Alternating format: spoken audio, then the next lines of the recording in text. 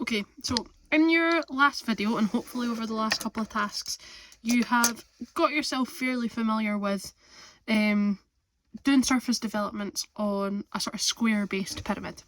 We are going to have a wee go now, still sticking with pyramids, we're not going to move on to cones just yet, but we're going to up the difficulty again slightly, and we're going to move on to doing hexagons, so a 6-sided base rather than just the 4 sides. Exactly the same technique, there's just a few extra lines really in there. We'll look at true length as well while we're in there, but that's about the only real extra bit. Obviously there's extra faces, but the technique is still the same. So we'll make a wee start. In terms of the size of my hexagon, I'm not gonna really worry about a size for this kind of demo drawing, but obviously if you're given a specific size, then go for drawing that, obviously. So I'm just making sure I really dig in that wee centre point, because it's going to make my life a little bit easier when I get on to doing the pyramid part of it. I know where the point is in the centre. So, drawing my wee circle here. Same as with the other drawings, I've only got A4 at the minute, so these will be quite small. Yours working on A3 will hopefully be a little bit easier to do. So obviously dependent on what type of circle you're asked to do, whether it's in across flats or across corners, then make sure you draw your hexagon in that set way. I'm going to just go for across corners because I just think it's going to be easier for the sake of keeping this video a little bit shorter rather than it dragging on for ages. So we've got that centre line. We're then going to take those 30-degree lines to try and split up the face, if you remember. So I'm using the edges of my page to guide myself.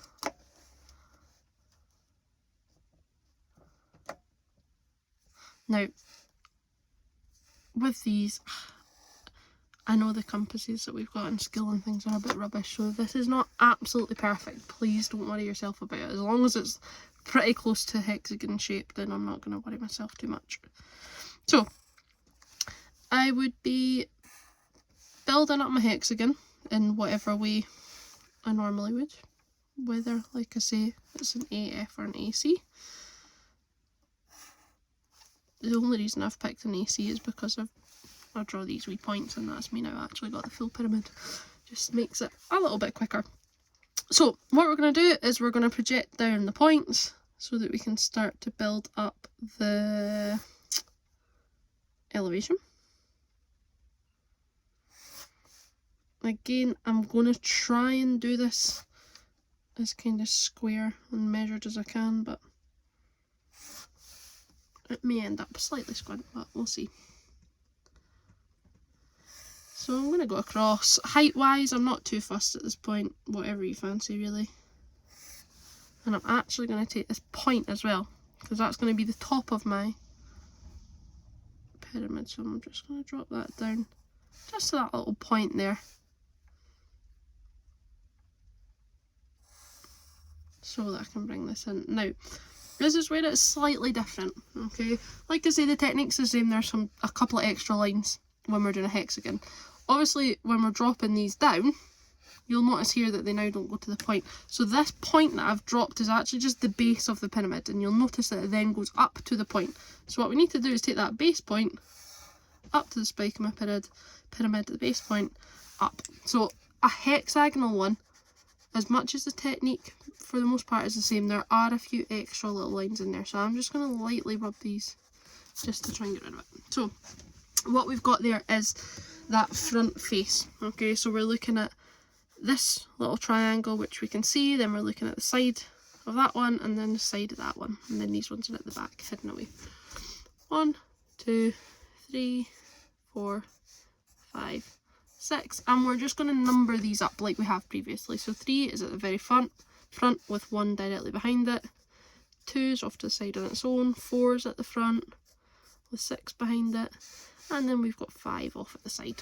So I know I've done that really quickly, you will get the hang of it. Like I say, the closest numbers are your front ones, and then I'm just kind of looking and seeing what's behind it.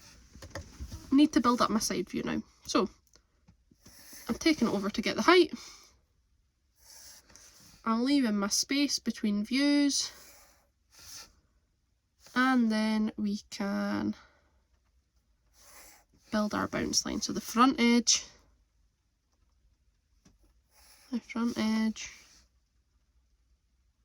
I'm actually ignoring the circle at this point because that's just really been a guide for drawing my object. I'm actually taking the front edge of the hexagon there, just in case you're looking at that thinking, where are you getting that from? Remember, my bounce line has to be 45 degrees. So we're popping it in there, and then I'll just kind of do my usual and just highlight this so we can almost, I know I've highlighted it, but it just means it's a bit forgotten almost. So, bounce lines in place, front, 45 degrees. And then we're just going to start doing what we've done before. So that point goes forward, and forward, and then we drop these down. So that one has already dropped, so it goes forward and down, if that kind of kept going. This one is going to get dropped down. Let's see if I got a tall enough shape. I do. Straight down, and then straight down, as close to straight as I can get it. Now, what I can see is that 2 actually does just spike up there.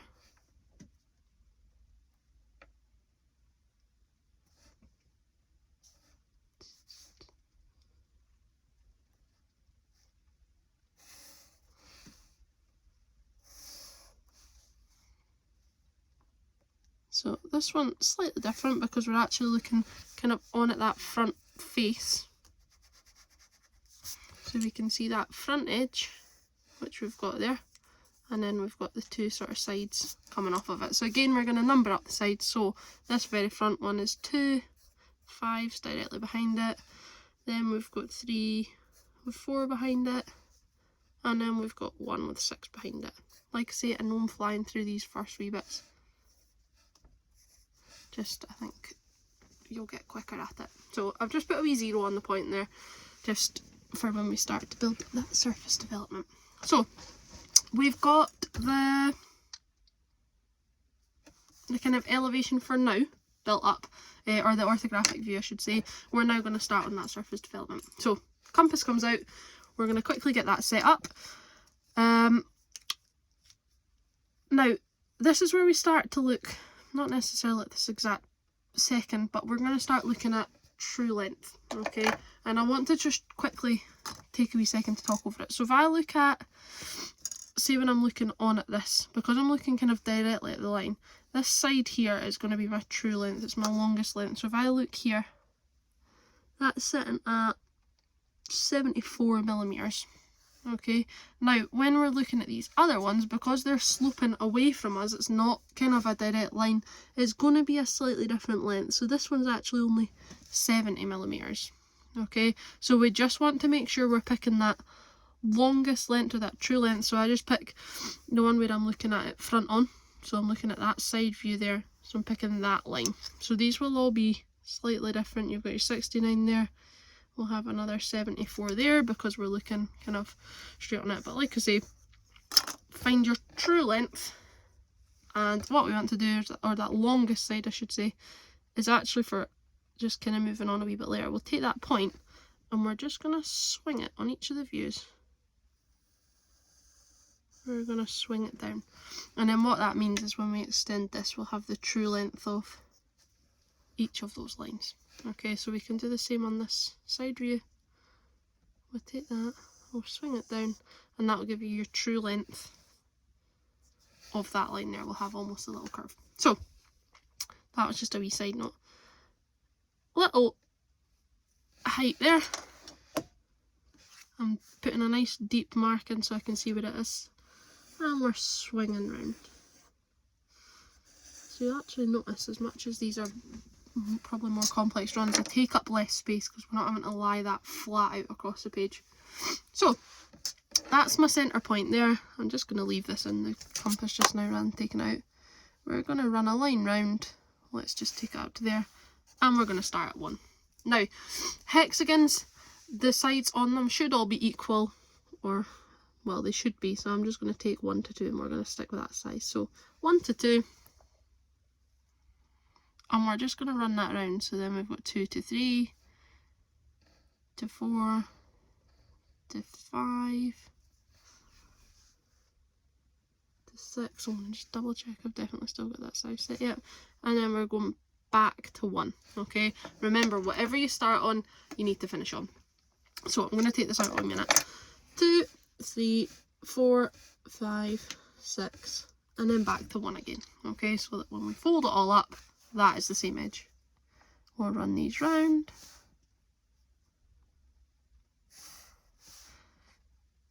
Now, when we're doing this, I'm not doing this perfect, I'm kind of rushing it a bit so you're not watching this video for so long. Almost there. We just want to, because we know that these are kind of flat triangle faces, we want to just join those wee points at the end.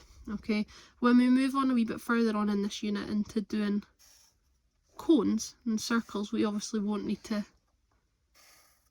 join these points up because it will be a rounded shape, but for the pyramids, it's a wee bit wonky. For the pyramids, we're going for that straight edge. So that would be us if we were just leaving it, not putting any cuts on, but we're going to add a cut because why not? So I've kind of made this a wee bit difficult for myself in that I've done a slightly different order. I've drawn this the wrong way round. Really, I would have drawn my line straight up the middle on my hexagon that way, but 6 1/2 a dozen. This side here that we've got the short one on is what we're going to do our cut just for. Are we going to bother? Yeah, we are.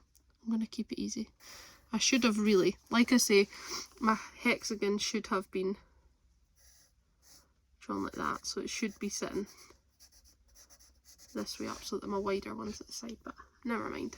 It's, like I say, it doesn't make much difference at all.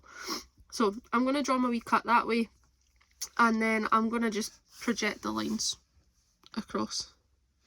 I'm saying it has to be on that face. You can literally cut any one you want. Doesn't make a massive amount of difference. I just like to have it so that the hexagon's visible on this one. So this tall one is line 1 and line 6.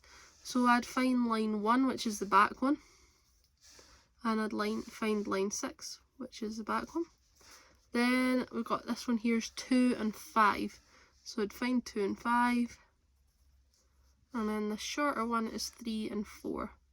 So 3 and 4. And that's why I'm saying I've done this the wrong way around. I've technically not really.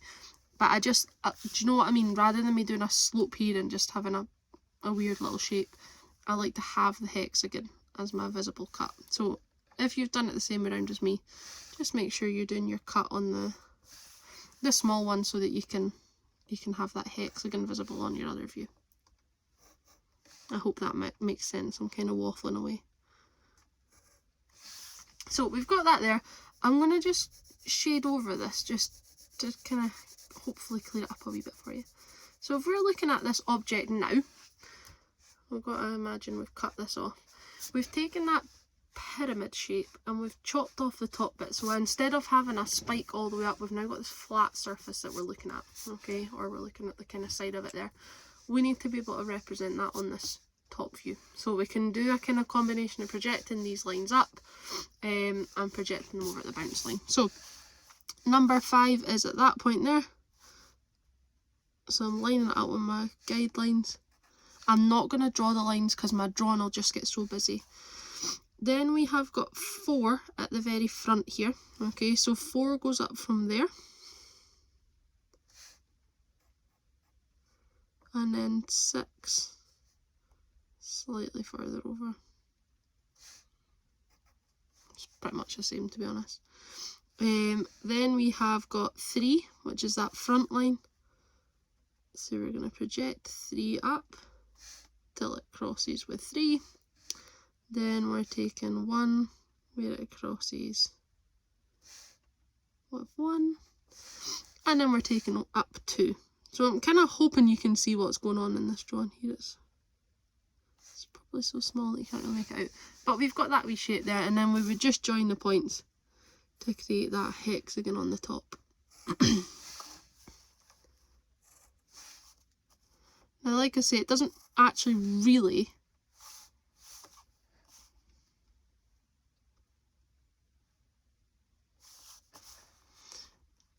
matter so much where you're, what way around your hexagon is, whether it's this way round or this way round. Just make sure you're doing your cut on the smaller view rather than the kind of the one you can only see two faces, is what I'm trying to say. And then it means when you're doing your three, just keeps it a bit tidier. Right, what we're now on to is taking these sizes over. Now, this is where this true length comes into play. Okay, we're going to take it from the bottom this time, but we just want to make sure we're taking it from the curve. Okay, so like I say, the technique is the same in the sense that we're building up your drawing, we're swinging round, we're joining the dots. There's just a couple of little extra bits, I guess, with the hexagonal shapes. So we're building this up, and let's start with number 1. So I'm just going to find where number 1 is. So it's the back one. So what I'm going to do is I'm going to take from the bottom here, so from this point where it's my true length, because I want to kind of keep that correct size. So that one there, I'm going up to point 1. And you could pick it off of this view, it doesn't really matter as long as you're taking it off of that curve.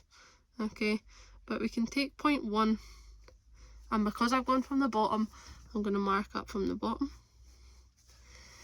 Then we can go, okay, I want to take, I'm going to use this one just because it's less bits to work out. So that one's actually going to be 1 and 6 at the same height. So let's mark 6 as well.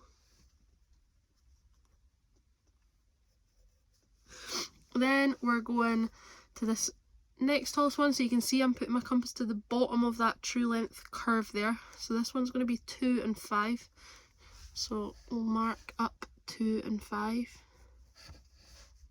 Oh, sugar, I've moved that. If you do feel the compass slip, make sure you just go back and reset it, because you don't want to end up going wonky. Because these do take a while to do these drawings, and they do get confusing, and if you do something wrong it's going to be even more confusing. So then this next one is going to be on 3 and 4.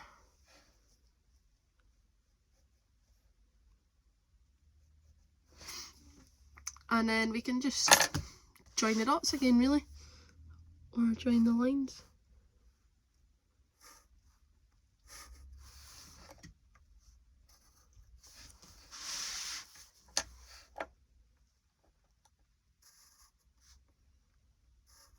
So we've got that, and then turn this back round so you can see it. We've got our kind of height cut. We can again lighten all this up, and then my very final stage, which hopefully you can kind of remember now, is adding in our fold line. So long, short, short, long, short, short, long.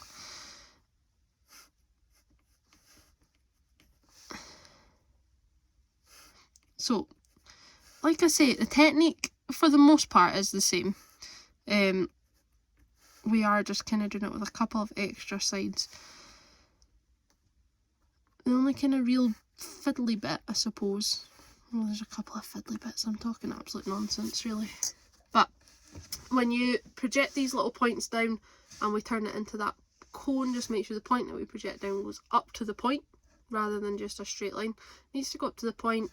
We take that widest length on your kind of chunky view and we swing that around and get your true length on all of these lines. And yeah, like I say, if you're taking the cut, make sure you take it on that view that you've just got the two sides on. Whether you've drawn it that way, your two would be down this side and your kind of thicker view would be there. Does not really matter which way around you've done it. But yeah, that's how we would do a hexagonal pyramid, hexagonal based pyramid in orthographic with our surface development as well. Quite fiddly, quite a lot in it. Feel free to kind of work through this video a couple of times.